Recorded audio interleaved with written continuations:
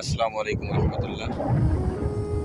এখন স্ক্রিনে যে গরুটি দেখতে পাচ্ছেন, এই গরুটি হচ্ছে আমাদের খামারের ষাঁড় গরুর মধ্যে সবচেয়ে বড় গরু।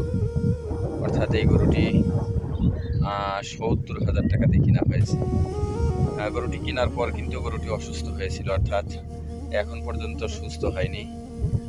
তবে মাঠে নেমেছি কাঁচা ঘাস খাওয়ানোর জন্য, যদিও অসুস্থ তারপরেও এখন আলহামদুলিল্লাহ অনেকটা সুস্থ। তবে গরুটি কিন্তু ৭০,০০০ দিয়ে কিনেছি। গরুটি অনেক সুন্দর ছিল। এই মুহূর্তে দেখতে পাচ্ছেন যে আসলে গরুটি একেবারে অসুস্থতার কারণে কিন্তু একেবারে ভেঙে গেছে, অর্থাৎ অনেকটা কাবু হয়ে গেছে। তবু গরু কিন্তু অনেক বেশি সুস্থ ছিল। এখন কিন্তু খুব বেশি মোটা তাজা দেখা যাচ্ছে না। মানে সুন্দরের দিক থেকেই কিন্তু বিবেচনা করে এই গরুটি কেনা হয়েছিল।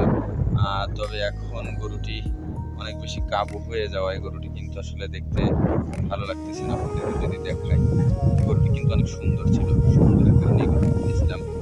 আসলে ৭০,০০০ টাকা দিয়ে এই গরুটি কিনেছি। কেমন হয়েছে, আসলে লাভ হয়েছে না লস হয়েছে, সেটি কিন্তু আপনারা কমেন্টে জানিয়ে দেবেন।